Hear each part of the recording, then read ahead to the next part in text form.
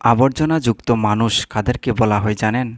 যাদের কোনো ধরনের সমাজে অবদান নেই, যারা পরনিন্দা, পরচর্চা, পরের সমালোচনা, সবসময় যারা পরের দোষ খুঁজে বেড়ায়, বসে বসে শুধু অন্যের সমালোচনা, নিন্দা ইত্যাদি করে বেড়ায়, তাদেরকে আবর্জনাযুক্ত মানুষ বলা হয়।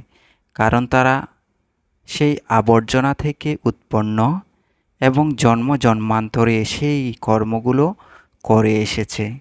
কোনো একটা কর্মের ফলে সে মানব জন্ম গ্রহণ করেছে, কিন্তু সেই মূর্খের যে জ্ঞান, বুদ্ধি, বিবেক, প্রজ্ঞা উৎপন্ন হচ্ছে না যে আমার এই আলোচনার মাধ্যমে আমার দোষ হচ্ছে, আমি হচ্ছে, আমি আবারও সেই আবর্জনাযুক্ত বিষ্ঠা তুল্য একটা